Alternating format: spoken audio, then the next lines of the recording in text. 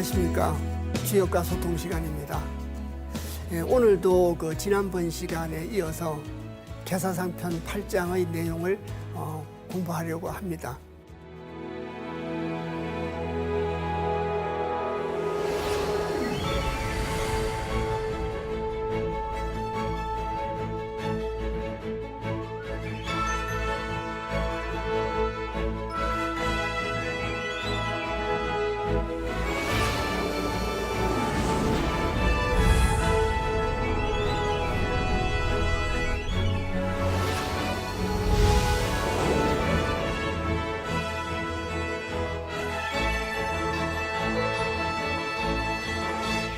오늘은 이제 그 7개 중에서 세 번째고 첫 구절로 따지면 이제 네 번째 구절이 됩니다.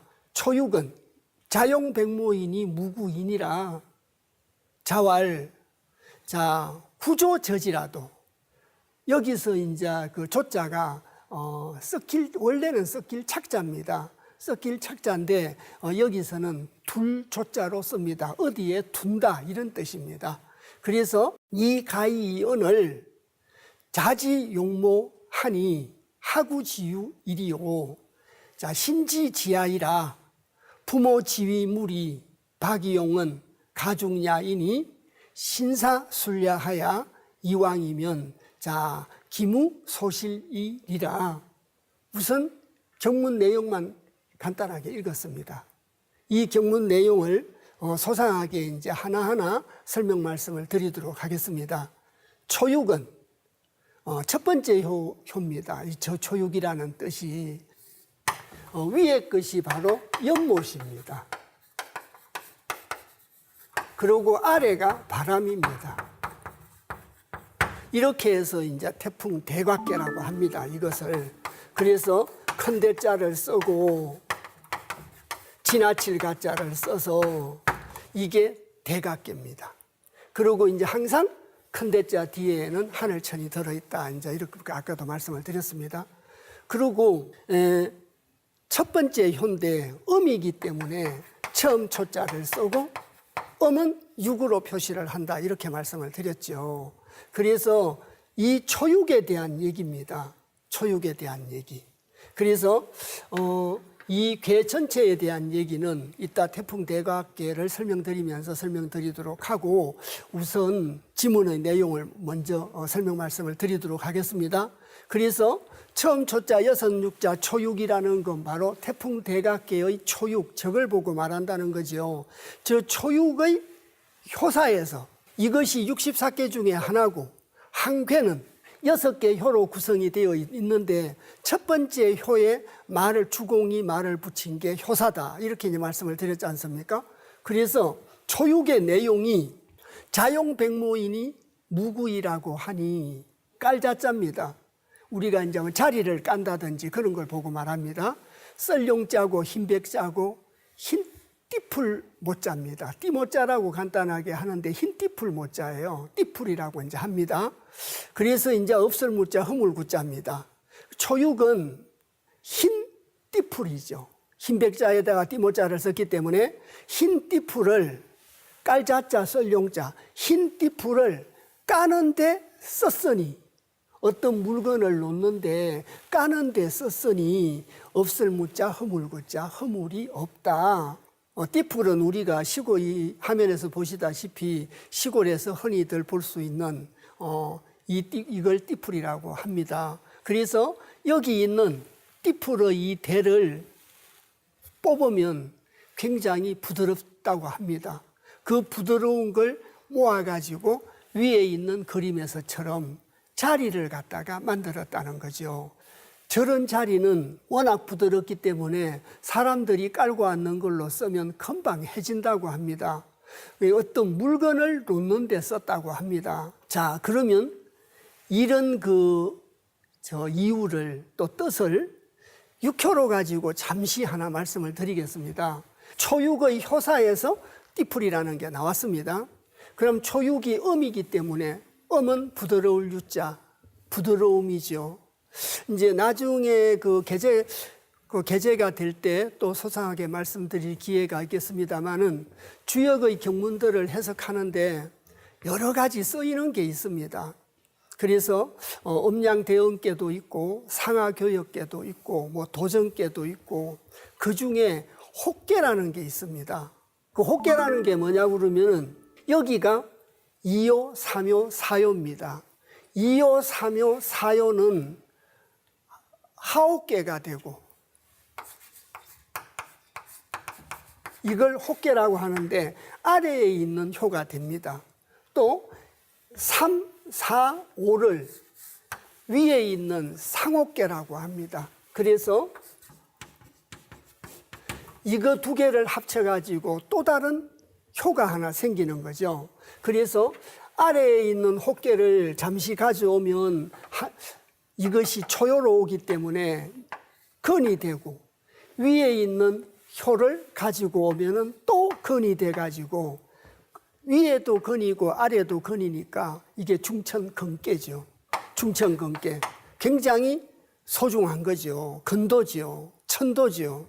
그래서 건도를 근원으로 해가지고 중도를 근원으로 해가지고 군자 지도를 실천해야 되는데 여기 있는 초육이 여기 있는 삼효단계로만 따지면 아래에 있는 건 또 육효로 따지면 위에 있는 건 중천건계 이 건을 하늘 천도를 천도 밑에 까는 데 썼다는 겁니다.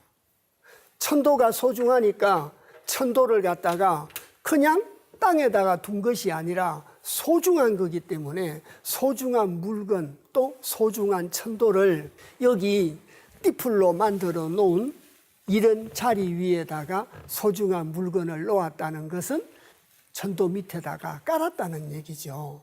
그래서 이제 그 얘기를 설명을 갖다가 태풍대각계 단사에서 저런 어려움이 있을 때 왜 천도를 까는데 써야 되느냐 한마디로 말하면 겸손해야 되느냐를 설명하게 됩니다.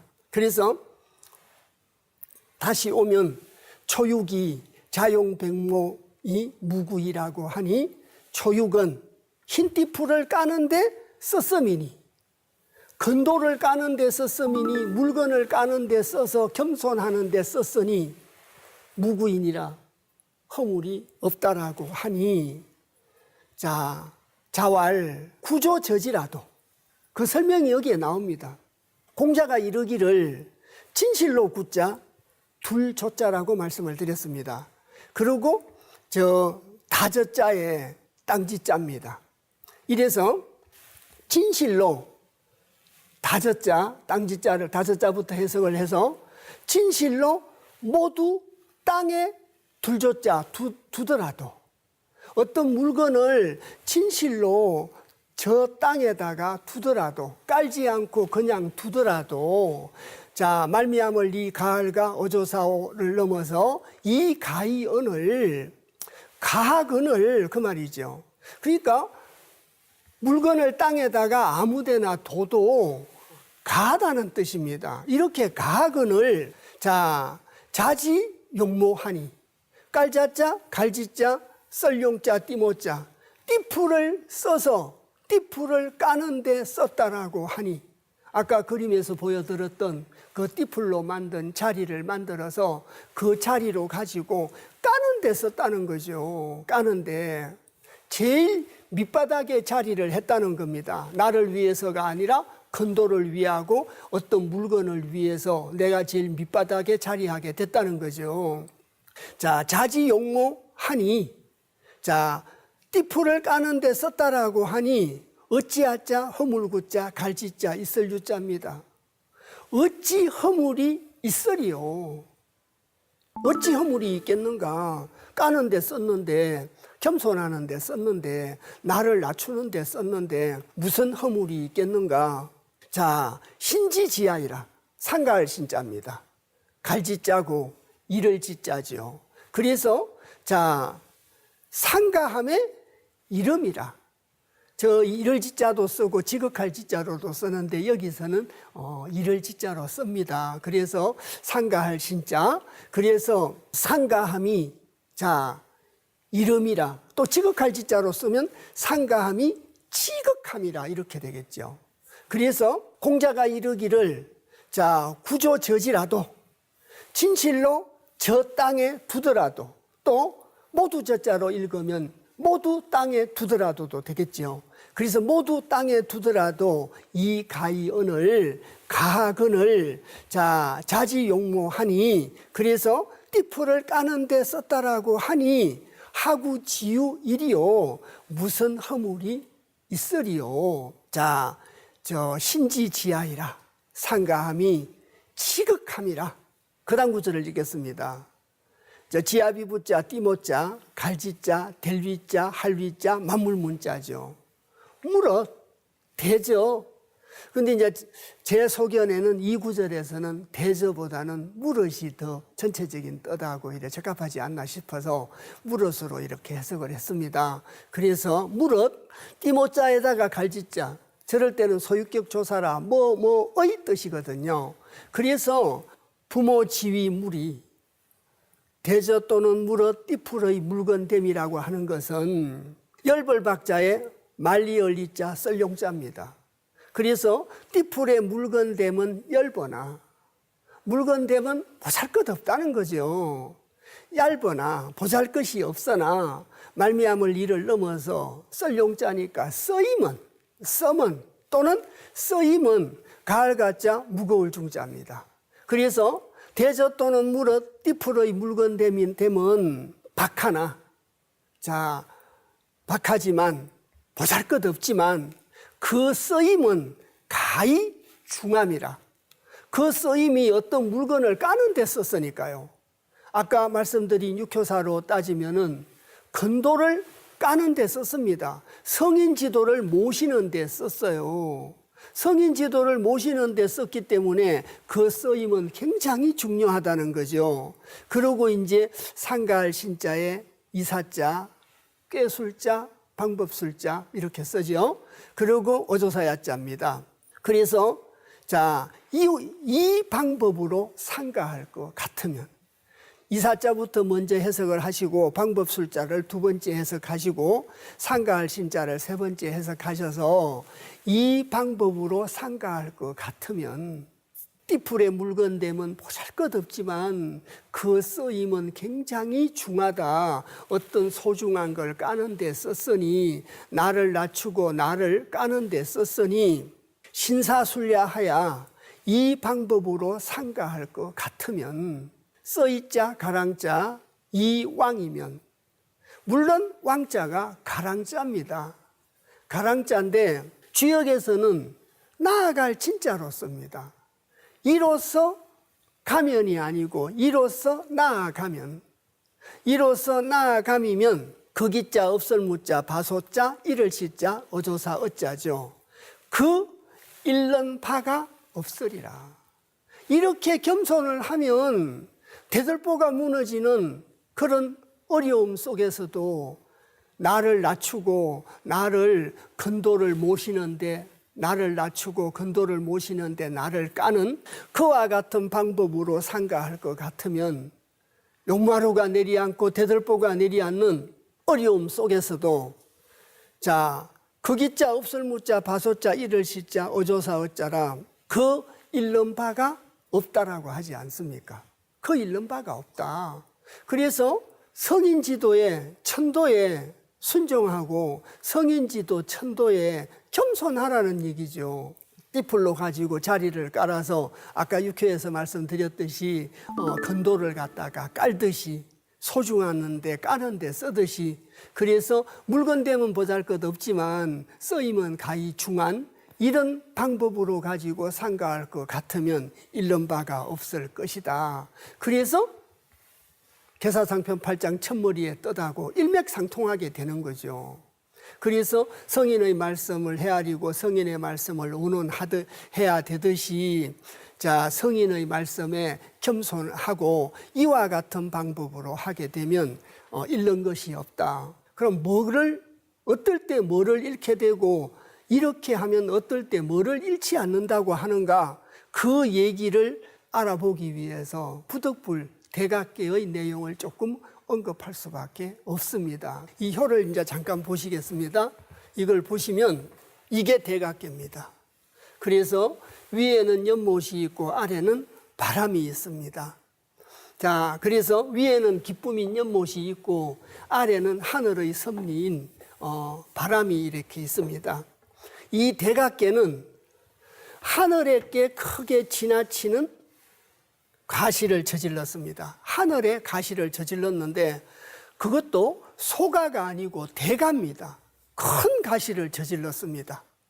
성인지도에 헤아리고 성인지도와 의논하라고 그랬는데 성인지도를 우습게 알고 사람의 생각으로 가지고 말하고 행동하게 됨으로써 하늘에게 크게 죄를 졌는데, 지난번에 이제 여기가 초요고 여기가 상요인데 상육이죠.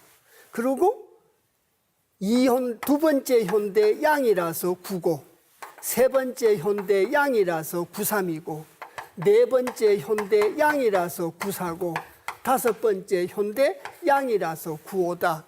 이렇게 이제 알기 쉽도록 말씀을 드렸습니다. 그리고 또 이거는 왜 한일자를 안 쓰고 이건 왜 여섯육자를 안 쓰고 윗상자를 썼느냐. 그래서 대학에서 물류본말이라는 말이 있다라고 말씀을 드렸죠. 그래서 만물물자 있을유자죠. 근본 본자 끝말자죠. 물건에는 근본과 말렵이 있다. 여기가 근본입니다. 여기가 말이에요. 그래서 일요, 육효라는 말을 안 쓰고 초요, 상요 이런 말을 씁니다.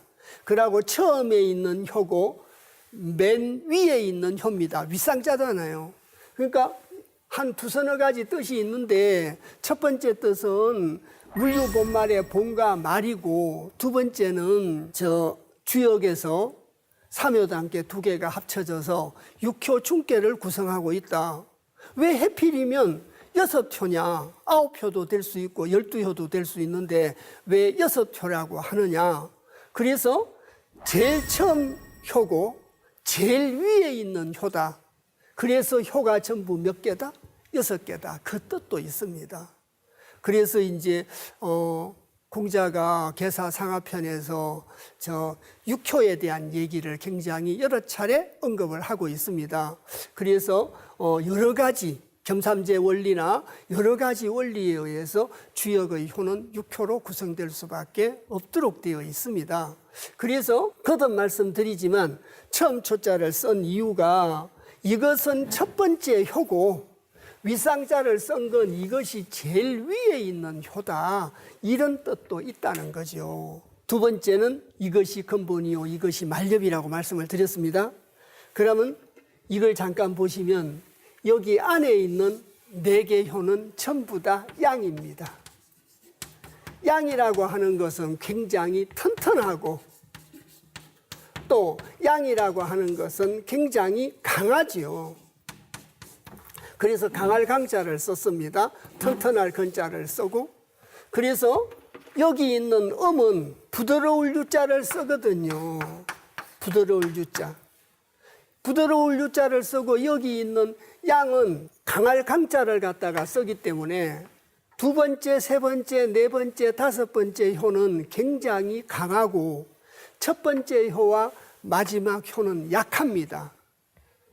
이걸 본말로 가지고 말씀을 드리면 태풍대각계라고 하는 것은 위아래는 약하고 가운데는 무거워서 견디지를 못해서 대들보가 내리앉는 것처럼 내려앉는다. 두 번째, 본과 말은 유라서 약하고 가운데는 강이라 튼튼해서 본과 말이 약해가지고 가운데 있는 튼튼한 걸 이기지를 못해서 용마루가 내리앉고 대들보가 내리앉는 걸 설명하고 있다. 이렇게 설명드릴 수 있습니다.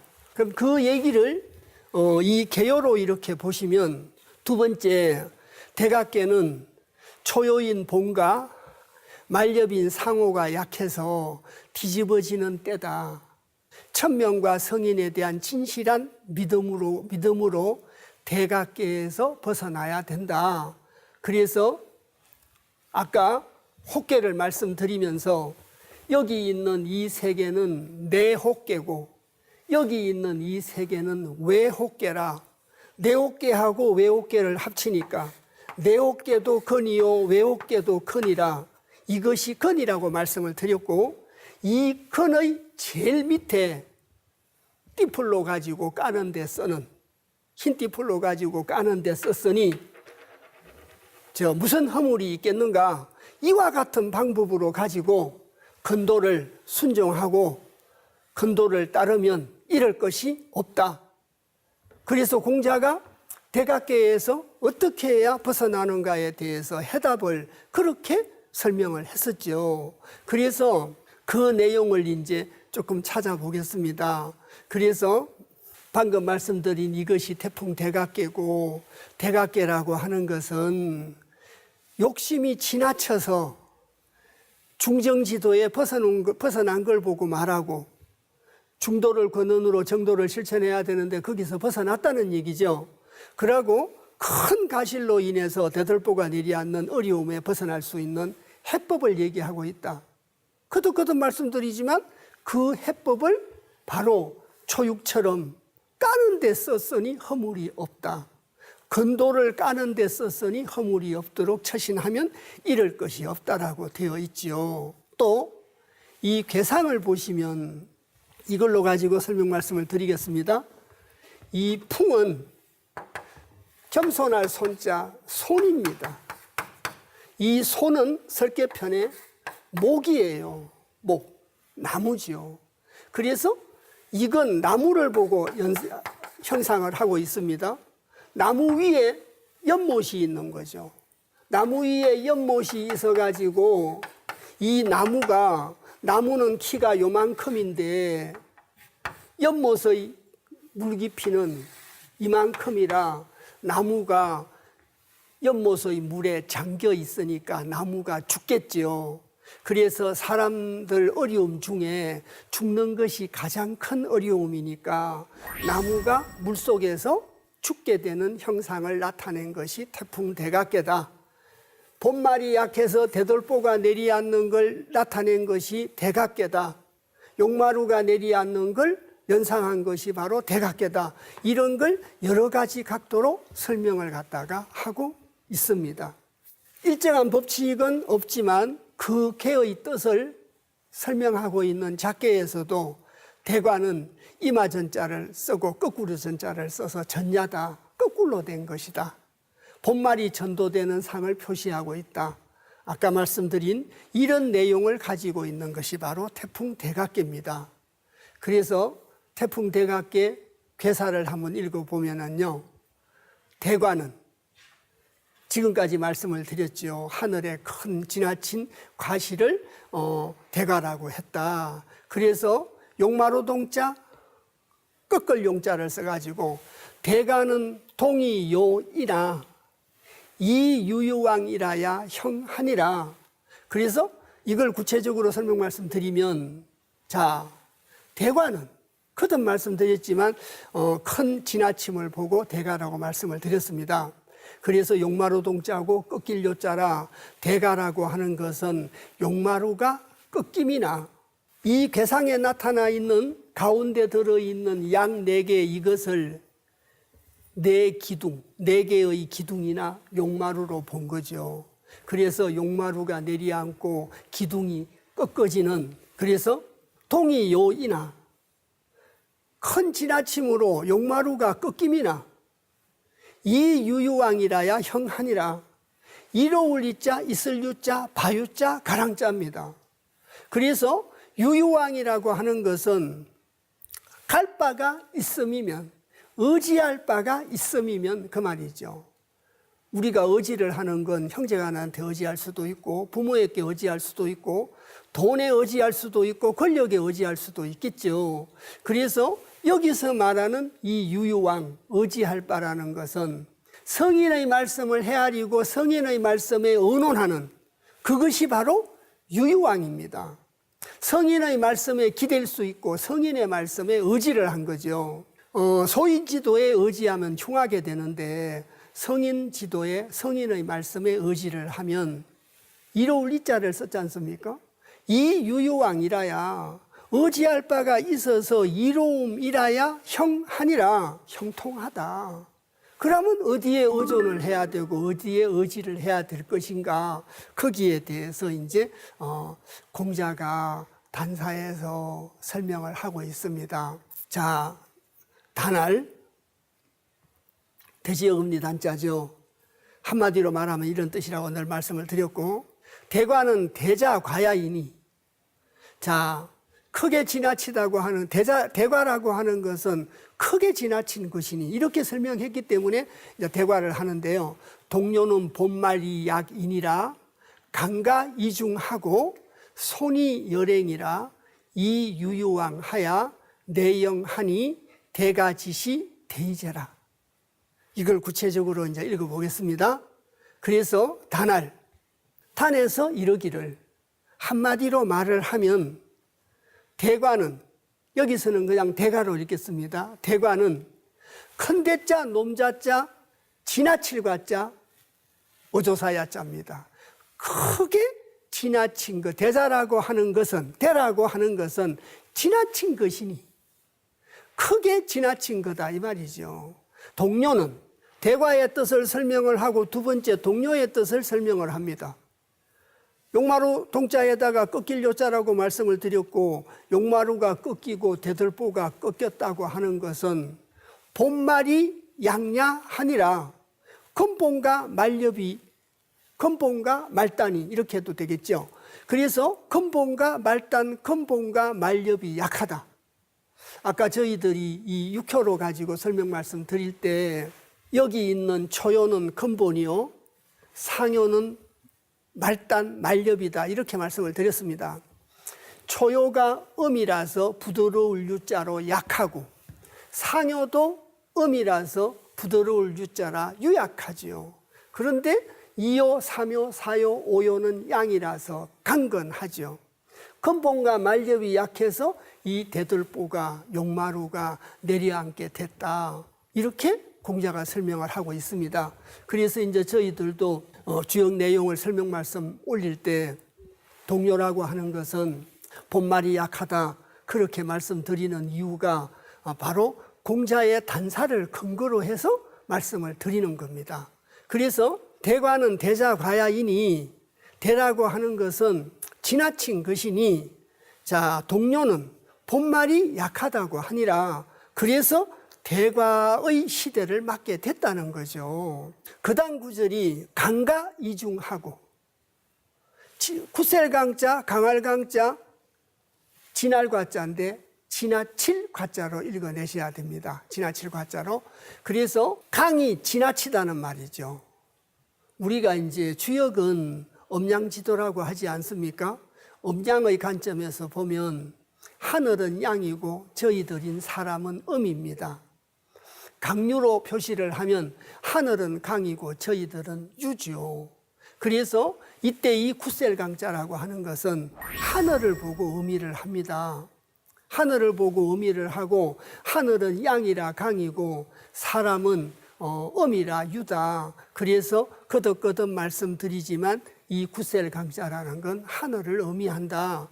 그리고 지나칠 과자입니다. 말미암을 이자죠. 하늘이 지나치다는 거죠.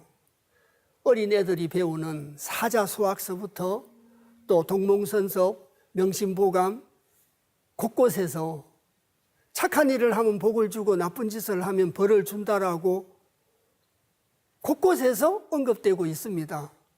그래서 논어의 구절을 이렇게 찾아보면 공자가 저 경륜을 펼칠 수 있는 나라를 찾아서 천하를 주유하고 다닐 때 또 의식주를 원만하게 해결한 적도 있었지만 제자를 비롯해서 밥을 줄였을 때도 많이 있었다고 합니다. 그래서 밥을 줄일 때 공자는 태연했지만 제자들이 착한 일을 하면 하늘이 복을 주고 나쁜 짓을 하면 하늘이 벌을 준다고 했는데, 우리가 이렇게 줄이는 걸 봐서는 하늘에 큰 죄를 지었나 보다. 우리가 지은 죄가 무엇인가 자기 성찰의 시간을 갖고 그랬다고 합니다. 그런데 명심보감, 사자수학, 동몽선섭을 비롯한 어린애들이 읽는 책서부터 사서상경에 이르기까지 성인지도에 순종하면 길하고 형통해지고 내 생각대로 하면 흉해지고 착한 일을 하면 복을 주고 또 나쁜 짓을 하면 벌을 받는다라고 수없이 어린 시절부터 공부하고 세뇌되었고 또 신념을 가지고 있었습니다. 그런데 이 강가의 뜻은 나쁜 짓 하나도 하지 않고 성인의 말씀을 자각하고 성인의 말씀을 실천하려고 노력하고 또 착한 일을 해서 하늘에 복 받는 일만 해도 하늘이 지나칠 수 있다고 합니다. 그것이 강가의 뜻입니다. 아무런 죄를 짓지 않고 착한 일만 했음에도 불구하고 명자 진심장의 구절로 따른다면 하늘이 크게 쓰고자 하는 자는 어려운 시련을 줘가지고 단련을 시킨다, 그런 뜻이겠지요. 강가이 중하고, 이럴 때 이 가운데 중자는 중도를 보고 말합니다. 하늘이 지나치고 강이 지나쳐도 자 손이 열행이라. 그래서 손께 손자, 겸손할 손자입니다. 여기서는 겸손할 손자로 읽어내셔야 됩니다. 그리고 이제 말리을 이자에 자 기쁠 열자 가랭자지요. 전번에도 한번 말씀드렸듯이 그냥 기쁠 열자로 하면 되는데 왜 말씀 설자를 써놓고 기쁠 열자로 읽으라고 하느냐. 말씀을 통해서 기쁨을 얻는다는 뜻으로 기쁠 열자로 읽으라고 한다라고 생각을 합니다. 그래서 다시 읽겠습니다. 강가 이중하고 하늘이 지나쳐도 중도 성인지도에 손께 손자는 겸손할 손자라고 말씀을 드렸습니다. 중도에 겸손하고 성인지도에 겸손하고 기쁜 마음으로 행함이라. 하늘이 지나쳐도 중도에 대해서 겸손을 하고 저 기쁠 열자 가랭자 기쁜 마음으로 행함이라. 말은 참 쉬운데 행하기는 굉장히 어렵죠. 다들 대들보가 무너지는 어려움을 겪게 되면 하늘의 섭리를 의심하고 하늘의 섭리를 믿지 않게 되거나 또 심지어는 원망하게 되는 경우가 허다한데, 어려움도 보통 어려움이 아니라 대들보가 내리앉는 큰 어려움에서도 하늘은 지나칠 수가 있어서 중도, 천도에 대해서 겸손하고 기쁜 마음으로 행한다면 이 유유왕하야. 그래서 이로울 이자 있을 유자 바유자 가랑자 갈 바가 있어서 이롭다 하야. 의지할 바가 있어서 이롭다고 하는 거죠. 진리의 말씀에 의존하고 성인의 말씀에 의존하게 되니까 갈 바가 있어서 이인의자 형통할 형자를 썼습니다. 이에 형통하니 이렇게 해석할 수도 있고 이 이인의자를 마침내의 뜻으로 해석할 수도 있습니다. 그래서 이에 형통하니 마침내 형통하니 그 말이죠. 이 유효왕하야 마침내 형통하니 대가지시 대이제라. 대가의 그 때의 뜻이, 이 때시자는 물리적 시간을 말하는 게 아닙니다. 시성을 보고 말한다. 지난번에도 그런 말씀 한번 드렸습니다. 하늘의 마땅함을 보고 말합니다. 그래서 큰 지나침의 그 때에 하늘의 그 시성이 대이제라. 이제 큰 대자에다가 어조사 어자에다가 어조사 제자까지 썼습니다. 대가지시 대이제라는 말은 감탄사 구절입니다. 그래서 저희들이 해석을 할 때도 대이제다 그러면 크다 이렇게 해석하지 않고 크도다 이렇게 해석을 합니다. 참 크도다 이렇게도 유추 해석을 할 수 있고요. 그래서 하늘이 지나쳐도 중도에 대해서 겸손하고 기쁜 마음으로 행함이라. 손이 열행이라. 이유유왕하야. 갈 바가 있어서 이롭다 하야. 내영하니 마침내 형통하니 대가지시 대이제라. 그 대가의 뜻이 참 크다. 대가의 때에 하늘의 마땅함이 굉장히 깊은 뜻을 갖고 있구나. 그런 뜻으로 대가지시 대이제라고 합니다. 주역에 나와 있는 말 중에 중요하지 않는 말은 하나도 없습니다. 근데 특히 굉장한 의미를 갖고 있는 거죠. 말하기는 쉬운데 실천하기는 굉장히 어려운, 용마루가 내리앉는 어려움 속에서도 하늘이 지나쳐도 중도에 대해서 겸손하고 기쁜 마음으로 행하면 의지할 바가 있어서 이롭고 마침내 형통해진다. 그래서 기쁜 마음으로 뭐 하라고 썼습니까? 행해라. 근데 그 기쁜 마음으로 행하는데 나를 버리고 나를 근도의 바닥에다가, 근도의 바닥, 성인지도의 바닥에다가 깔으라는 거죠. 근도 밑에 자리로 깔으라는 거죠. 그만큼 소중한 걸 부드러움으로 가지고 모셔라. 그것이 바로 자용백모 무구인이라. 그래서 흰띠풀을 까는 데 썼으니 허물이 없다라는 소리죠. 이래서 공자가 이 구절에 대해서 설명을 하고요. 저 풍은 손이고 나무라고 말씀을 드렸습니다. 택은 연못이잖아요. 저 상을 보고 공자가 이렇게 설명을 합니다. 자, 상활. 택멸목이 대과인이 군자는 이하야 독립불구하고 돈세무민하니라. 대상사 구절이 굉장히 의미가 있는 구절이기 때문에 대각계에서는 대상사도 이렇게 읽어보려고 합니다. 그래서 자, 코끼리 상자 가로할 자입니다. 이걸 대상사라고 합니다. 대상사. 저기 있는 태풍 대각계 전체의 상을 보고 공자가 저 상의 뜻은 이런 거니까 이런 걸 기감 삼아서 실천하고 살아라. 그런 뜻에서 설명을 한 것이 바로 대상사입니다. 그리고 또 효사에도 상활이라는 게 있는데 효사의 상활은 소상사라고 합니다. 구분을 해서. 그래서 대상사와 소상사의 구분이 되는데 여기서 말하는 이 상활이라는 것은 바로 대상사를 말한다. 이렇게 이제 말씀을 드리고요. 연못택자, 멸할멸자, 나무목자입니다. 택멸목이 대과이니 이 개의 그림이 바로 태풍대각계라고 말씀을 드렸습니다. 태풍대각계고 아래에 있는 이 풍은 나무고 위에 있는 택은 연못이라 연못 속에 나무가 있는 거죠. 나무 위에 연못이 있습니다. 나무 위에 연못이 있다는 것은 연못 물속에 나무가 있다는 거니까 물속에 잠기면 나무가 물이 너무 많아도 죽죠. 물이 없어도 죽지만 많아도 숨쉴 공간이 없어서 나무가 죽는다고 합니다.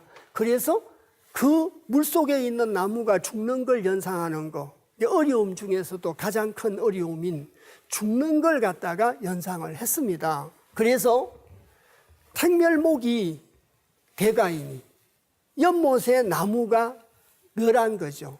연못 속에 나무가 멸하는 것이 대가이니 군자는 이하야. 군자는 이것을 보고 자각을 해서 그 말입니다. 여기에 이 써있자는 그냥 써있자가 아니라 자각의 의미까지를 내포하고 있습니다. 그래서 군자는 이걸 보고 자각을 해서 홀로 독자, 설립자, 안이불자, 두려울 구자죠. 근도에 겸손하고 근도에 순종을 하면서 독립불구하며 혼자 서 있어도 뭐 하지 말라고요? 두려워하지 말라고. 노노나 맹자의 군자는 외롭지 않다는 말이 나오지요. 자, 군자는 이것을 보고 연못 속에 나무가 멸하지게 되는 것이 대가이니 저럴 때는 근도에 대한 성인지도에 대해서 겸손함만이 이걸 해결 지을 수 있고 또 잃는 바가 없다. 단사에서 그렇게 공자가 설명을 했습니다. 그걸 믿고 그 말을 갖다가 믿고 독립불구하며 홀로 서 있어도 두려워하지 말고 또 달아날 둔자, 은둔할 둔자입니다. 근데 군자에 대한 얘기라 달아난다는 말은 좀 어색해서 은둔할 둔자, 피할 둔자로 이제 읽어냅니다, 보통.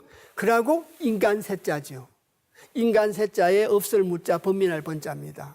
그래서 군자는 이하야, 군자는 이것을 보고 자각을 해가지고 독립불구하며 홀로 서 있어도 두려워하지 말고 돈세무민 하나니라. 세상을 은둔해도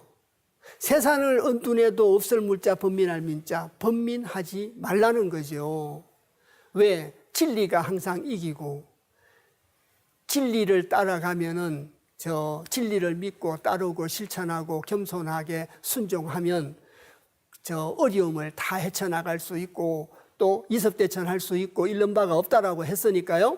그래서 이섭대천하고 잃는 바가 없다니까 성인의 말씀에 대해서 의심하지 말고 의혹스럽게 생각하지 말고 경전의 말씀을 믿고 독립불구하며 돈세무민하나니라. 홀로서도 두려워하지 말고 세상을 등져도 뭐하지 말라고요? 번민하지 말라고 합니다. 공자가. 연못 속에 들어있는 나무가 말라 죽는 어려움이요, 대들보가 내리앉고 용마루가 꺾여서 굉장히 큰 어려움을 갖다가 겪는 상황에서도 아까 그 단사에서 나와 있었듯이 자, 강가 이중하고 손이 열행이라 중도에 대해서 겸손하고 기쁜 마음으로 행하는 것이 이것이 살아가는 방법이고, 그래서 이 유효왕하야 의지할 바가 있어서 이로우니 마침내 형통하다. 또 계사상편 12장에 가면 자, 길무불일이나 그 자천우지 길무불이라는 말이 나옵니다. 하늘로부터 도움이 있어서 길하여 이롭지 아니함이 없다. 그래서 이런 어려움을 헤쳐나갈 수 있는 것은 손이 열행이라고 설명을 하고 있고, 또 대상사에서도 독립불구하고 돈세무민해라. 홀로 서 있어도 두려워하지 말고 세상을 등져도 번민하지 말라라고 하고 있습니다. 그래서 이것이 이제 태풍대각기 육효사인데, 육효사 초육에 자용백모이니 무구이니라. 그리고 여기서 말하는 저 상활이라는 게 소상사입니다. 아까 저희들이 읽었던 건 대상사고, 이건 소상사인데 공자가 자용백모라는 뜻은 부드러울 유자 있을 제자 아래 하자죠. 부드러운 것이 아래에 있다. 그래서 여기 있는 이 초육이 유라서 부드러울 유자고, 이 부드러운 것이 딱딱하고 무거운 아래에 있다는 거죠. 건도의 아래에 있다는 거죠. 건도에 대해서 겸손하고 순종하는 걸 나타내고 있다. 이렇게 말씀드릴 수 있습니다. 오늘은